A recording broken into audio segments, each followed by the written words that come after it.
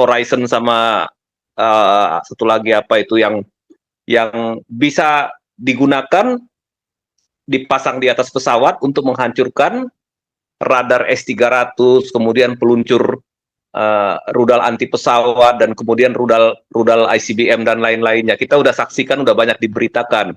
Nah, jadi sebenarnya kalau saya melihatnya begini, kalau misalkan Iran serius membalas, memang betul-betul mau mencederai atau menghancurkan Israel, ada berbagai risiko, Pak, yang dia harus hadapi. Pertama itu ya, yang jelas paling utama, apakah Iran sanggup bertahan kalau Israel membalas dengan menyerang program nuklirnya? Itu yang dia paling takut. Iran itu sangat menjaga banget program nuklirnya ini, karena kalau dia sudah sampai bisa membuat sebuah bom nuklir, maka perang usai sudah. Jadi Israel sudah nggak bisa berbuat apa-apa. Artinya kalau mau perang pasti akan sama-sama hancur keduanya gitu. PBB memegang PBB ini nampaknya memang si PBB ini setting semua divisi-divisinya dia buat ini, memang buat apa namanya, buat nyerang Israel dengan atas nama kemanusiaan. Betul, Pak Paul. Termasuk Itu dia. Unifil Jadi itu. betul. Jadi begini, Pak Paul. Jadi UNRWA itu adalah bajunya Hamas. Bajunya supaya Hamas. asli bentuk tubuhnya nggak kelihatan ya. Kedoknya, itu pakaiannya topengnya, Hamas. Topengnya Hamas gitu. Sebenarnya Hamas sama dengan UNRWA sama dengan Hamas. Nggak ada beda, nggak beda-beda jauh dah. Kita udah lihat buktinya. Videonya di mana mobilnya PBB dipakai untuk membawa sandera yang sudah mati dibawa masuk ke Gaza lagi gitu ya. Nah, Unifil ini dipakai untuk melindungi Hezbollah, memperkuat militernya. Itu nggak bisa dibantah buktinya gitu ya. Termasuk 200 meter dari tempat latihannya Hezbollah itu menara pengawasnya Unifil gitu. Makanya, waduh, apa gunanya ini Unifil ini?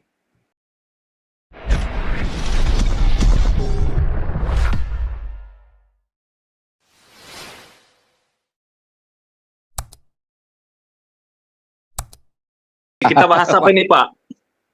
Kita bahas tentang ini intinya aja langsung. Jadi nggak biar nggak langsung kita kalau hari ini Iran ini kan membalas serangan Israel, tapi itu kan sebenarnya kita tahu itu hanya basa-basi saja, ya kan? Dan sebenarnya imbasnya apa ya? Imbasnya nggak ada apa-apa, itu hanya jargon-jargon apa perang, dan hanya itu tadi, kalau anjing itu barking begitu pintu kacanya dibuka ya begitulah, ya kan?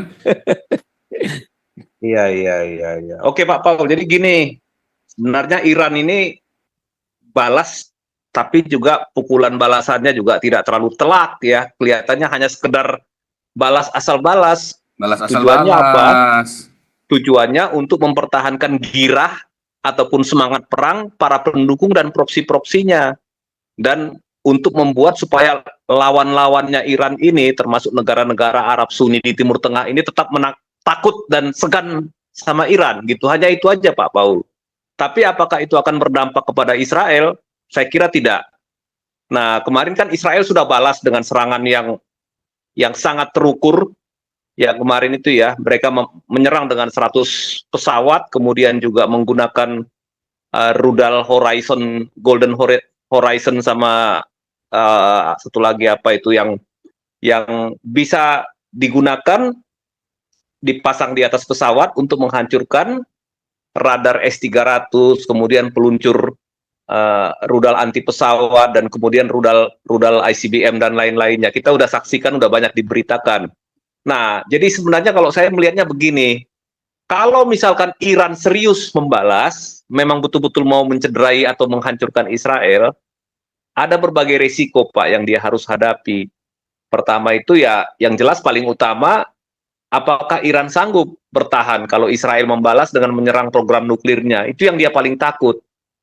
Iran itu sangat menjaga banget program nuklirnya ini, karena kalau dia sudah sampai bisa membuat sebuah bom nuklir, maka perang usai sudah. Jadi Israel sudah nggak bisa berbuat apa-apa. Artinya kalau mau perang pasti akan sama-sama hancur keduanya gitu. Kalau sekarang bagi Israel untuk menghancurkan Iran ya mudah saja, Pak Paul, nggak terlalu sulit. Hancurkan saja program nuklirnya, atau misalnya eh, tambang minyak ataupun misalkan pabrik-pabrik pengolahan minyak, kemudian pembangkit listriknya, habis Irannya kalau dihancurkan seperti itu ya. Nah, kalau misalkan perbandingan senjata yang dikemukakan oleh tadi itu angkatan laut itu ya, angkatan udara itu ya, saya sih melihat eh, dia juga nggak bisa lepas dari framing bela agama, Pak. Jadi dia tetap akan membela Iran, walaupun Irannya Syiah kan gitu ya, tapi masih dianggap satu agama mungkin. Jadi kurang kurang fair juga. Kemarin saya udah nonton itu yang di TV One itu dikatakan bahwa dia mengatakan rudal hypersonic itu bisa berbelok-belok di udara. Nggak bisa, Pak Paul. Kalau udah diukur gitu. Dia nggak bisa berbelok seperti rudal jelajah. Itu aneh itu pendapatnya seperti itu. Kalau mengatakan rudal hypersonic bisa nanti merubah-rubah arah di sesudah turun dari atmosfer. Nggak masuk logika, tapi kalau dia katakan rudal jelajah, walaupun dia lebih lambat, berubah arah, itu cocok gitu. Masih lebih bisa dipercaya keterangan dari si Pak Anton tadi itu, yang pengamat militer itu, dia lebih lebih presisi gitu, sesuai dengan data dan fakta apa yang dia kemukakan. Nah, kemudian ya sebetulnya kalau kita lihat, para pengamat di Konoha ini ya, dalam menganalisa perang ini, cenderung mereka ini tidak lagi objektif gitu untuk menganalisa. Cenderung menganalisa itu karena sentimen agama, karena bela agama. Bagaimanapun Iran nggak akan mungkin bisa menang kalau perang perang head to head ya. Kalau perang darat nggak mungkin karena mereka tidak berbatasan langsung. Tetapi dengan perang menggunakan kekuatan udara, sulit Iran untuk menang gitu. Sangat sulit. Tetapi ya bagaimanapun ya sulit ya, karena ini sentimen menyangkut ini ya, menyangkut kebencian terhadap Yahudi, kebencian terhadap Israel. Nah, kalau udah sampai di sini kita udah angkat tangan deh. Yang sejauh ini masih bisa dikatakan objektif pengamatannya cuma Pak Cepi Hakim bekas KSAU itu. Nah, itu masih lumayan lah analisisnya gitu ya. Masih kita orang awam tuh masih bisa melihat lah ini betul-betul murni, bukan dibumbui oleh propaganda. Kebanyakan analis-analis kita di sini tuh ya propaganda. Jadi semua berpropaganda untuk membela Hamas, berpropaganda untuk membela Hezbollah, berpropaganda untuk membela agama, seolah-olah agamanya ini haram sekali kalau sampai kalah sama Israel atau Yahudi gitu. Nah, hanya itu aja sih sebenarnya. Nah, kemudian kalau melihat kelanjutan perang ini ke depannya, kita tunggulah pemilu di Amerika ini. Sepertinya belum jelas ini siapa yang menang. Kalau bisa Kamala, bisa juga si Trump gitu ya. Tetapi beberapa orang-orang Arab Muslim Sunni yang tidak suka dengan Demokrat. Kenapa? Karena Demokrat ini agak-agak main mata ya, in bed with Iran yang Syiah ini, itu sudah menyatakan dukungannya kepada Trump gitu. Jadi ini masih kita lihat. Kalau sesudah terpilih Presiden Amerika yang akan datang, baru kita ngelihat ini perang ini akan lanjut habis-habisan atau mungkin berhenti, ya, atau mungkin dihentikan. Nah, tetapi yang paling penting sebenarnya, kalau terhadap proksi, saya kira Hezbollah juga kekuatannya tinggal cuma 30-40% lagi paling tinggi kekuatan Hezbollah ya. Kalau Hamas udah tinggal habis lah ya, tinggal paling 10%. Nah, sekarang cuma Israel harus hati-hati ketika negosiasi. Jangan sampai Israel meninggalkan Gaza, kemudian Hamas berkuasa kembali, dia membangun militer lagi. Kalau bisa ya Hamasnya harus diselesaikan sampai selesai betul-betul gitu. Dan kemudian kontrol keamanan di Gaza ya harus dibuat seperti di tepi barat atau di West Bank. Itu baru benar, baru aman Israel di kemudian hari. Nah, kalau di utara, saya lihat hari ini ada roket dari Hezbollah yang jatuh ke Unifil, tapi kok Unifilnya diam saja gitu, nggak membela, nggak protes atau apapun gitu. Mungkin dia mau nyerang Israel, tapi roketnya jatuh mungkin kena ke Unifil gitu, ke tempat markasnya mereka lah gitu. Nah, tetapi di sini kelihatan kok beda perlakuan Unifil terhadap Israel dan terhadap Hezbollah. Nah, ini tidak menapis kemungkinan bahwa ya selama ini Unifil juga bukannya melakukan tugasnya untuk melucuti Hezbollah sesuai dengan resolusi 1701, malah justru menyamarkan militerisasi wilayah selatan Libanon menutupi apa yang dilakukan Hezbollah untuk memperkuat militernya. Jadi UNIFIL ini sebenarnya kayak semacamnya samalah dengan UNRWA ya. Jadi kayak topengnya Hezbollah gitu. Pada saat perdamaian perang saudara di Libanon yang kita tahu semua milisi dilucuti, termasuk milisi Falangis dilucuti, milisi Druze dilucuti, milisi Sunni dilucuti ya. Hanya satu yang tak dilucuti pada waktu itu sesudah perjanjian damai perang saudara di Libanon, yaitu milisi Syiah ataupun milisi Hezbollah ini. Ini nggak dilucuti. Entah kenapa ini nggak bisa dilucuti atau gimana ya. Itu yang agak aneh sampai sekarang saya belum ketemu data-datanya. Dia berdiri sendiri tetap hidup gitu. Sementara Falangis yang dulu pasukannya paling banyak sekarang sudah pecah tiga dan bahkan sudah banyak membubarkan diri, bahkan sudah pada pindah ke luar negeri. Nah, satu hal yang berita yang orang lupa, Pak Paul coba cek dan beritanya. Kira-kira si Ahmad Safieddin itu ketika dia berpidato terakhir sebelum kena bom Israel, dia sempat memaksa orang Kristen Libanon itu untuk pergi dari Libanon atau convert gitu. Pindah agama gitu, sempat seperti itu. Nah itu ada saya lihat di data-datanya di channel-channel luar gitu, tetapi nggak terlalu di cover sama media-media mainstream, terutama yang ada di mana, terutama yang ada di Konoha nggak ada itu. Tapi yang nggak lama sesudah itu Safieddin tewas kena bom Israel. Nah ini juga data-data ini yang luput dari pengamatan orang. Nah jadi kalau dilihat kenapa di Libanon itu sulit untuk pengambilan keputusan ya karena nggak ada presidennya. Yang biasanya presidennya itu kan dari milisi Falangis kan dulu kan, dari orang Kristen Maronit. Sekarang nggak ada gitu. Nah jadi kita lihat ini Hezbollah sudah punya pimpinan yang baru. Siapa namanya itu ya, yang Naim Qasim itu, tetapi pimpinan ini nggak berada di Libanon. Dia tinggalnya di Iran. Takut mungkin dibunuh oleh Israel. Ya cuman kalau misalkan seorang pimpinan organisasi tidak ada di tengah-tengah organisasi yang dia pimpin, sepertinya agak sulit ya. Sepertinya agak sulit. Jadi layer pertama atau lapis pertama perbatasan Israel yang tadinya dikuasai oleh Hezbollah, itu sekarang perlahan-lahan sudah direbut oleh Israel dan beberapa terowongan yang isinya senjata yang luar biasa banyaknya dan canggih, lebih canggih dari senjatanya Hamas, itu akhirnya dihancurkan. Nah rencananya sebenarnya Hezbollah mau melakukan serangan lewat gorong-gorong, lewat terowongan bawah tanah ini ke wilayah Israel Utara, terutama ke Galilea. Tetapi keburu gagal, ya keburu gagal karena nggak tahu kenapa ya sesudah Hamas menyerang tanggal 7, kenapa mereka tidak cepat-cepat? Apa mereka tidak siap atau menunggu momennya? Kalau waktu itu mungkin Hamas momennya bisa menang, mungkin mereka akan menyerang dari utara, kemudian sama-sama menuju Yerusalem atau menuju Tel Aviv gitu ya untuk menghancurkan Israel. Tetapi karena dilihat ternyata mungkin ya perkembangan politik di dunia internasional, walaupun sudah bisa menimbulkan demo di mana-mana, demo anti-Semit, anti-Israel di mana-mana, tetapi gagal juga Pak Paul. Akhirnya mungkin serangan itu ditunda. Nah sekarang baru terungkap semua terowongan itu. Nah, ini kemana ini UNIFIL ini selama ini? Makan gaji buta apa dari uang negara-negara seperti Australia, Inggris, Prancis, Uni Eropa, ya kemudian juga ya Amerika paling banyak menyumbang kepada apa? Kepada UNRWA, UNIFIL dan UNRWA juga gitu. Itu kemana itu semuanya itu? Nah, sekarang UNRWA sudah tidak diperbolehkan beroperasi di wilayah Israel. Bagus malah, kenapa?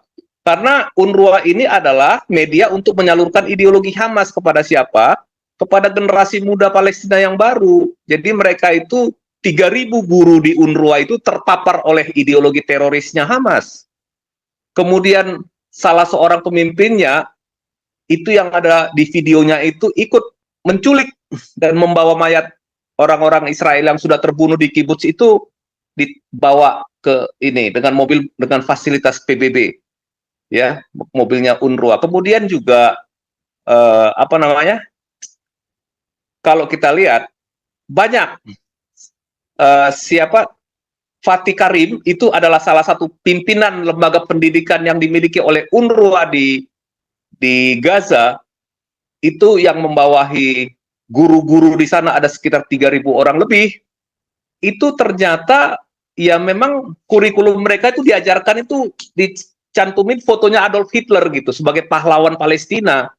Karena apa? Karena Adolf Hitler itulah yang berhasil melakukan Holocaust dan genosida terhadap orang Yahudi dan